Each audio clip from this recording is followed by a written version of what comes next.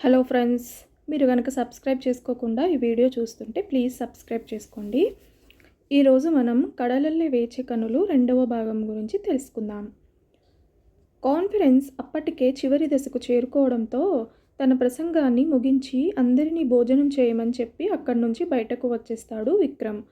Conference hall బయటకు వచ్చిన తర్వాత అక్కడే ఉండి తనని తానే తిట్టుకుంటున్న నిక్కీని చూసి నవ్వుకొని, హలో మిస్, మీలో మీరే తిట్టుకుంటే ఏం లాభం, ఇప్పటికే ఆలస్యం అయినట్టు ఉంది, వెళ్ళండి అని తనని చదివినట్టు చెప్పడంతో ఇంప్రెస్ అయిన అతని మెడలో ఉన్న ఐడి కార్డులో అతని డిజిగ్నేషన్ చూసి, అలా చెప్పడంలో వింతేముంది, అతని ప్రొఫెషన్ అదే కదా అని అనుకొని వెళ్తుండగా టూ షాప్ అని మెచ్చుకోలుగా చూస్తాడు. ఆ మాటలకు చురుగ్గా చూసి తను వెళ్ళాల్సిన ప్లేస్కి వెళ్ళిపోతుంది.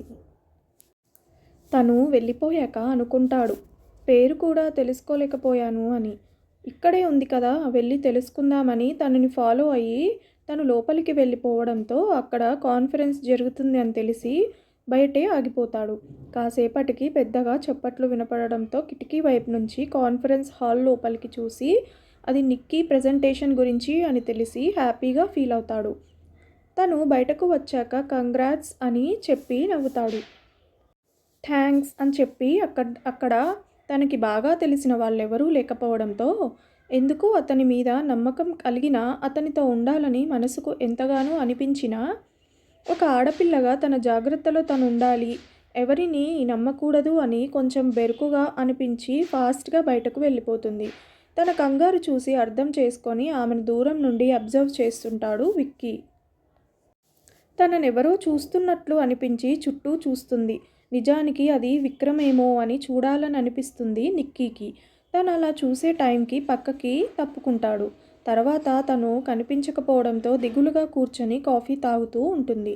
అంత దిగులు పడే బదులు ఒకసారి గట్టిగా తలుచుకోవచ్చుగా, కళ్ళ ముందు వాలిపోయేవాడిని అని మనసులో అనుకుంటాడు విక్కీ.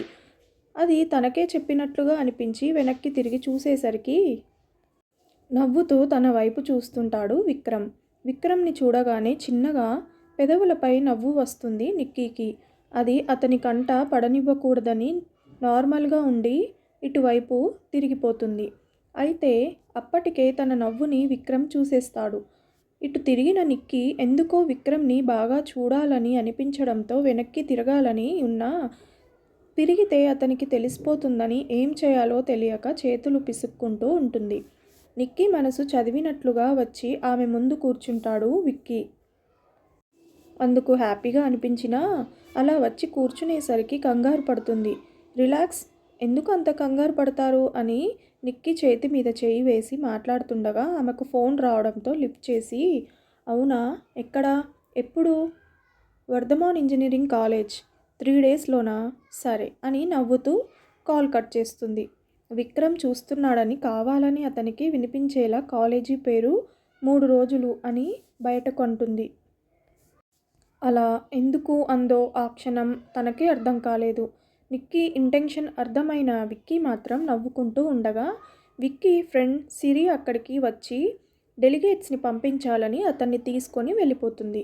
అయ్యో, నాకు తన పేరు కూడా తెలియదు కదా అని మనసులో అనుకొని సిరి తనను తీసుకొని వెళ్ళిపోవడంతో ఆగవే బాబు, వస్తున్నాను కదా అని తన చేయి విడిపించుకొని పార్కింగ్ లాట్ వైపు వెళ్తారు. కాన్ఫరెన్స్ కోసం ఫారెన్ నుంచి వచ్చిన డెలిగేట్స్ను పంపిన తర్వాత నిక్కీ కోసం చూస్తాడు. అప్పటికే తను వెళ్ళిపోతూ కనిపించడంతో కొంచెం బాధ కలిగినా 3 రోజుల్లో వర్ధమాన్ ఇంజనీరింగ్ కాలేజ్కి వెళ్తుంది కదా, అక్కడికి వెళ్ళి కలుసుకుందాం అనుకొని హ్యాపీగా ఫీల్ అవుతాడు. ఇవేమీ తెలియని సిరి, ఫ్లైట్కి టైం అవుతుంది విక్కీ, ఈ ట్రాఫిక్కి ఇప్పుడు స్టార్ట్ అయితేనే టైంకి ఎయిర్పోర్ట్ చేరుకోగలం అని అంటే కదా అని ఎయిర్పోర్ట్కు వెళ్ళి ఢిల్లీ వెళ్ళే ఫ్లైట్ డిలే అని చూపించడంతో నాకు ఇక్కడ వేరే పని ఉంది, నువ్వు వెళ్ళు, డ్రైవర్ వచ్చి నిన్ను రిసీవ్ చేసుకుంటాడు అని చెప్పడంతో డౌట్ వచ్చినా విక్రమ్ మాట కాదనలేక ఢిల్లీ వెళ్ళిపోతుంది సిరి. ఆ 2 రోజులు కూడా హైదరాబాద్లోనే ఉండిపోయి అక్కడ ఉన్న బ్రాంచెస్ వెరిఫికేషన్ చేస్తూ ఉంటాడు విక్కీ. తనకి నిక్కీకి జరిగినవన్నీ ప్రతిరోజు తన తల్లికి సిరికి చెప్తూ ఉండేవాడు. విక్రమ్ మరొక అమ్మాయిని ఇష్టపడుతున్నాడని తెలిసిన సిరి ఎంతో బాధపడుతుంది. సిరికి చిన్నప్పటి నుంచి విక్రమ్ అంటే ఇష్టం అని తెలిసిన విక్రమ్ తల్లి కొడుకు ఇష్టాన్ని కాదనలేక సిరిని ఇంకా హోప్స్ పెట్టుకోవద్దని చెప్పకనే చెప్తారు. ఆవిడ మాటకు మరింత బాధ పడుతుంది సిరి. 3వ రోజు వర్ధమాన్ ఇంజనీరింగ్ కాలేజ్కి వెళ్ళిన విక్రమ్ని ఆపేస్తారు అక్కడ ఉన్న సెక్యూరిటీ. తనని ఎందుకు ఆపారో అర్థం కాని విక్రమ్ చుట్టూ ఉన్న స్టూడెంట్ని చూసి ఇంతమంది ఉన్నారు, లోపలికి ఎందుకు వెళ్ళనివ్వట్లేదు అని అడిగేసరికి ఏదో సాఫ్ట్వేర్ కంపెనీ ఇంటర్వ్యూ ఉందని 9 గంటల తర్వాత లోపలకు పంపిస్తామని చెప్తారు అక్కడ సెక్యూరిటీ. అప్పటికే అక్కడికి వచ్చిన నిక్కీ విక్కీని చూసి సంతోషపడుతుంది. కానీ అతనికి కనిపించకుండా దాక్కుంటుంది. తర్వాత అందరినీ ఆ సాఫ్ట్వేర్ కంపెనీ మెయిల్ చేసినటువంటి లెటర్ చూపించమని అడిగి లెటర్ ఉన్న వాళ్ళని మాత్రమే లోపలికి పంపించడంతో నిక్కీని ఎలా కలవాలో తెలియక సతమతం అవుతున్న టైంలో అతని ముందుకు వచ్చి నిలబడుతుంది నిక్కీ. హాయ్, మీరు ఇక్కడ అని ఏం తెలియనట్టు విక్కీ అడగటంతో చిన్నగా నవ్వి ఇంటర్వ్యూకి అని చెప్తుంది. ఆల్ ద బెస్ట్ అని చెప్పేసరికి థ్యాంక్ యూ అని లోపలికి వెళ్ళిపోతుంది. లోపలికి వెళ్ళిన నిక్కీ కోసం ఎదురు చూస్తూ అలానే ఉండిపోతాడు. తన పేరు అడిగి తెలుసుకోవాలనుకుంటాడు కానీ కుదరకపోవడంతో ఇంకా ఆలస్యం చేయకూడదని తన ప్రేమని ఆమెకు చెప్పేయాలని నిర్ణయించుకుంటాడు.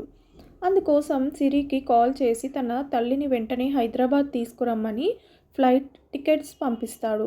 అలాగే తనకు తెలిసిన వాళ్ళు కొంతమంది అక్కడ కనిపించడంతో వాళ్ళతో మాట్లాడడానికి వెళ్తాడు. ఇంటర్వ్యూ అయ్యేసరికి రాత్రి 10 గంటలు కావడంతో రిజల్ట్స్ మీకు మెయిల్ చేస్తామని హెచ్ఐఆర్ టీం చెప్పేసరికి ఇళ్లకు బయలుదేరుతారు అందరూ. నిక్కీని తన ఫ్రెండ్స్ని రిసీవ్ చేసుకోవడానికి వాళ్ళ ఫాదర్ వస్తానని అనడంతో అక్కడే వెయిట్ చేస్తూ ఉంటారు. ఉదయం వచ్చిన విక్రమ్ ఇప్పుడు లేకపోవడంతో వెళ్ళిపోయాడేమో అని దిగులు పడుతుంది. ఉండొచ్చు కదా అలా వెళ్ళిపోకపోతే అని. అంతలోనే ఏదైనా అర్జెంట్ పని ఏమో అందుకే వెళ్ళి ఉంటారు, వస్తారేమో, వస్తే బావుండు అని అతని రాక కోసం నిరీక్షిస్తున్న తనకి ఎందుకో అలజడిగా అనిపించి తన మది తొందర పెడుతుండడంతో వెనక్కి చూసేసరికి స్నేహితులతో మాట్లాడుతూ అక్కడికి వస్తాడు విక్కీ. అప్పుడే నిక్కీని తన తల్లి దగ్గరికి తీసుకువెళ్ళి నీ కోడలమ్మ అని చెప్పి తనకు కాల్ రావడంతో ఇప్పుడే వస్తా అని వెళ్ళిపోతాడు. దొంగ మొహముడు ఇరికించేశాడు అని మనసులో అనుకొని ఆవిడ ముందు మౌనంగా కూర్చుంటుంది నిక్కీ. నిక్కీ భయాన్ని అర్థం చేసుకొని మామూలుగా మాట్లాడుతుంటారు విక్రమ్ తల్లి. అప్పుడే అక్కడికి వచ్చిన సిరి కావాలని విక్రమ్ తల్లికి విక్కీ నిక్కీ ఇద్దరిది అన్నా చెల్లెల బంధం అని చెప్తుంది. తను అలా చేస్తే నిక్కీ ఓపెన్ అవుతుందని ఆలోచించింది సిరి. విక్రమ్ ఎటు ప్రపోజ్ చేస్తాడు, అప్పుడు వెంటనే నిక్కీ అతని ప్రేమను అంగీకరిస్తుందని అనుకుంటుంది. విక్రమ్ ప్రపోజ్ చేయాలని అనుకున్న టైంలో అనుకోని విధంగా యాక్సిడెంట్ అవడంతో విక్రమ్ గురించి మరింత బాధపడుతుంది సిరి. ఆ తర్వాత నాకన్నా నీ అవసరం ఎక్కువ విక్రమ్కి అని అంబులెన్స్లో విక్కీతో పాటు సిరిని పంపిస్తుంది నిక్కీ. అలా విక్రమ్ని తీసుకొని హాస్పిటల్కు వెళ్తుంది సిరి. ఆ తర్వాత 2 రోజులకు స్పృహలోకి వస్తాడు విక్కీ. తను అతని లైఫ్లోకి వెళ్ళడం వల్ల ఇలా జరిగిందేమో అనే అనుమానంతో లోపలికి వెళ్లకుండా బయట నుంచే విక్రమ్ని చూస్తూ ఉంటుంది నిక్కీ. ఆ విషయం గమనించిన సిరి నిక్కీని లోపలికి రప్పించడానికి అక్కడ ఉన్న నర్స్కి ఏదో పని చెప్పి బయటకు పంపించి విక్రమ్కి సైగ చేసి బయటకు వచ్చి టాబ్లెట్స్ తీసుకువస్తా, విక్కీని చూస్తుండు అని నిక్కీకి చెప్తుంది.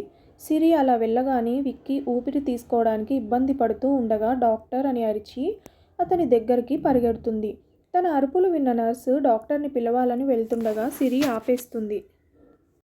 లోపలికి వచ్చిన నిక్కీ విక్రమ్ చెంపల మీద తడుతూ విక్కీ విక్కీ అని పిలుస్తూ మరోపక్క బయటకు చూస్తూ డాక్టర్ అంటూ అరుస్తూ అతన్ని ఎలా నార్మల్ చేయాలో తెలియక గుండెల మీద తల పెట్టి ఏం కాదు డాక్టర్ వచ్చేస్తున్నారు, టెన్షన్ పడకు, నేను ఇక్కడే ఉన్నానని మాట్లాడుతూ కన్నీళ్లు పెట్టుకుంటుంది. తన కంటతడి తెలిసిన విక్రమ్ తన తల మీద చెయ్యి వేసి నిమురుతూ సారీ బంగారం అంటాడు. ఆ మాటకు సంతోషంగా అనిపించినా వెంటనే కోపంగా లేచి బయటకు వెళ్ళిపోదామని అనుకుంటున్న తనని చెయ్యి పట్టుకొని తన వైపు లాక్కుంటాడు విక్రమ్. నిక్కీ ఇంకా కోపంగానే ఉండటంతో సారీ బంగారం అని మళ్ళీ చెప్పేసరికి, ఎందుకు ఈ నాటకాలు, ఎంత భయపడ్డాను తెలుసా, ఊపిరి ఆగిపోతున్నట్టు అనిపించింది అని ఏడుస్తుంది. మరి నువ్వు నాకు దూరంగా ఉంటే నాకు ఊపిరి ఆగిపోయినట్లుంది తెలుసా అని నిక్కీని తన పక్కనే కూర్చోబెట్టుకుంటాడు. తర్వాత ఆమె ఆలోచనలు తెలిసిన వాడై, ఇంకోసారి నాకు దూరంగా ఉండాలని పిచ్చి పిచ్చి ఆలోచనలు చేస్తే వెంటనే తాళి కట్టేస్తా అని విక్కీ అనడంతో చిన్నగా నవ్వుతుంది. వాళ్ళిద్దరినీ అలా చూసి విక్కీ దూరమైన తన ప్రేమ సంతోషమే తనకు కావాలని అనుకుంటుంది. కానీ అంత త్వరగా మర్చిపోలేనని కంట్లో నీళ్లు తిరుగుతుండగా అక్కడి నుంచి తన క్యాబిన్కి వెళ్ళిపోతుంది ఈ సిరి. ఒక 10 రోజుల విశ్రాంతి తర్వాత పూర్తిగా కోలుకుంటాడు విక్రమ్. మధ్య మధ్యలో వచ్చి విక్రమ్ని చూసి వెళ్తూ ఉండేది నిక్కీ. అలా వాళ్ళ మధ్య ప్రేమ బంధం బలపడినా నిక్కీ పేరు మాత్రం తెలుసుకోలేకపోయాడు. ముందు ప్రపోజ్ చేయాలి అనుకున్న విక్కీ ప్రేమ చెప్తే తెలిసేది కాదని, చేతల్లో చూపించాలని, అంతకన్నా ముందు నిక్కీకి సర్ప్రైజ్ ఇవ్వాలని తల్లితో మాట్లాడి తన తల్లిని నిక్కీ వాళ్ళ ఇంటికి పంపిస్తాడు పెళ్లి సంబంధం గురించి మాట్లాడమని. నిక్కీ వాళ్ళ తల్లిదండ్రులు కూడా సంతోషంగా పెళ్లి ఒప్పుకోవడంతో వెంటనే ముహూర్తాలు పెట్టేస్తారు. పెళ్లి సమయం దగ్గర పడుతుండడంతో ఇల్లంతా హడావిడిగా ఉంటుంది. సరిగ్గా తాళి కడుతున్న సమయంలో ఇంకా అక్కడ ఉండలేక బయటకు వెళ్ళిపోతుంది ఈ సిరి. నిక్కీకి సర్ప్రైజ్ ఇవ్వాలని తల్లితో మాట్లాడి తన తల్లిని నిక్కీ వాళ్ళ ఇంటికి పంపిస్తాడు పెళ్లి సంబంధం గురించి మాట్లాడమని. నిక్కీ వాళ్ళ తల్లిదండ్రులు కూడా సంతోషంగా పెళ్లి ఒప్పుకోవడంతో వెంటనే ముహూర్తాలు పెట్టేస్తారు. పెళ్లి సమయం దగ్గర పడుతుండడంతో ఇల్లంతా హడావిడిగా ఉంటుంది. సరిగ్గా తాళి కడుతున్న సమయంలో ఇంకా అక్కడ ఉండలేక బయటకు వెళ్ళిపోతుంది సిరి.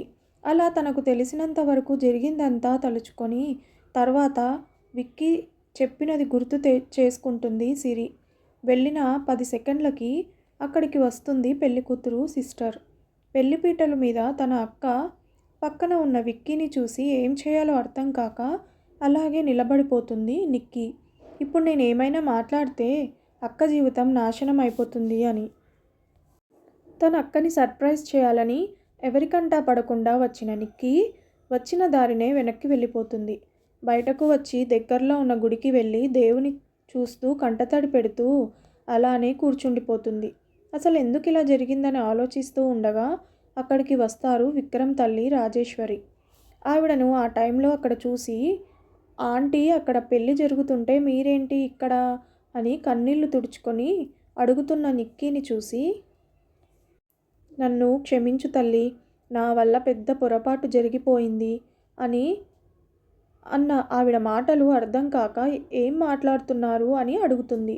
విక్రమ్ హాస్పిటల్ నుంచి డిశ్చార్జ్ అయ్యే ముందు రోజు నాకు కాల్ చేసి మీ ఇంటికి వెళ్ళి మీ ఇంట్లో వాళ్ళను మీ ఇద్దరి పెళ్ళికి ఒప్పించమని చెప్పాడు. వాళ్ళు ఒప్పుకుంటే నీకు సర్ప్రైజ్ చేయాలని అనుకున్నాడు. వారి మాటలకు సరే అని ఒప్పుకున్నా. కానీ ముందు నువ్వు పూర్తిగా కోలుకున్న తర్వాత ఇద్దరం వెళ్దామని నేను అనేసరికి, వద్దమ్మా, నువ్వు వెళ్ళి మాట్లాడు, నిక్కీకి అప్పుడే తెలియనివ్వకు అని చెప్పాడు. తర్వాత విక్రమ్ని డిశ్చార్జ్ చేశాక వాడిని ఢిల్లీ తీసుకొని వెళ్ళిపోయాం నేను సిరి. విక్కీ కూడా ఎటు త్వరలోనే వస్తాడు కదా అని నన్ను సర్ప్రైజ్ చేయాలని ఏ విషయం నీకు చెప్పలేదు. మేము వెళ్ళిన వారం రోజులకు తిరిగి హైదరాబాద్ వచ్చాను నేను. మీ ఇంటికి వెళ్ళి మీ ఇంట్లో వాళ్లకు విషయం చెప్తే అర్థం చేసుకొని విక్కీ ఫోటో వాళ్ళకి చూపించేసరికి అమ్మాయి నిర్ణయం తెలుసుకొని కబురు చేస్తామన్నారు.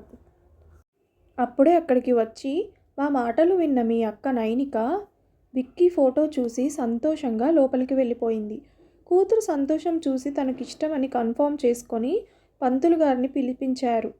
మీ అమ్మ నాన్న మాకు నీ పేరు తెలియకపోవడం, పైగా మీ అక్క చెల్లెళ్ళు ఒకేలా ఉండడం వల్ల విక్రమ్ ప్రేమించింది మీ అక్కనే అని అనుకున్నాను. మీ అమ్మ వాళ్ళు చెప్పారు మీరు కవలలని, కానీ మీ అక్క కళ్ళల్లో ఆనందం చూసి తనే నువ్వనుకున్నాను. ఆ తర్వాత వెంటనే ముహూర్తాలు కుదిరిపోవడంతో ఇలా పెళ్ళి ఇంత త్వరగా జరిపించాం. నువ్వు వచ్చేసరికి మీ అక్క పెళ్ళి చేసుకోను అంది. కానీ నువ్వు కూడా బలవంతం చేసేసరికి తన చెల్లెళ్ళు అంతగా చెప్పిందని ఈ పెళ్ళికి ఒప్పుకుంది. కానీ నువ్వే నా కోడలు అని ముందే తెలుసుంటే ఇలా జరగకుండా చూసుకునేదాన్ని. ఇందాక నువ్వు ముసుగు వేసుకొని లోపలికి వచ్చినప్పుడు ఎవరూ ఇలా ముసుగులో వచ్చారు అని అనుమానం వచ్చి నిన్ను గమనిస్తూ ఉన్నాను. ఎప్పుడైతే నువ్వు విక్కీని చూసావో అప్పుడే నీ ముఖంకి ఉన్న స్కార్ఫ్ కింద పడిపోవడం వల్ల నీ ముఖంలో బాధ, కంట్లో నీళ్లు చూసి అనుమానం వచ్చింది. పైగా పెళ్లిపీటల మీద కూర్చునే ముందు వాడు అన్న మాటలు గుర్తుకు వచ్చి భయమేసింది. అమ్మా, ఎందుకు ఏదో తెలియని బాధగా ఉంది, ఏదో జరుగుతోంది, అలజడిగా ఉంది అని. పెళ్ళి కదా అలానే ఉంటుంది అని సర్ది చెప్పాను. నీ బిహేవియర్ చూసి నువ్వే విక్రమ్ ప్రేమించిన అమ్మాయి అని అర్థమయ్యి పెళ్ళి ఆపాలని అనుకుని విక్రమ్ వైపు చూసేసరికి అప్పటికే నైనిక మెడలో తాళి కట్టేశాడు విక్రమ్. అందరి ముందు జరిగింది చెప్తే ఆడపిల్ల పరిస్థితి ఏంటి అని ఆగిపోయాను. కానీ నేను చేసిన తప్పుకి నీకు శిక్ష పడకూడదని నీ వైపు చూసేసరికి నువ్వు వెళ్ళిపోతూ కనిపించావు. అందుకే నిన్ను ఫాలో అవుతూ నీ వెనకే వచ్చాను. ఇప్పటికైనా మించిందేమీ లేదు.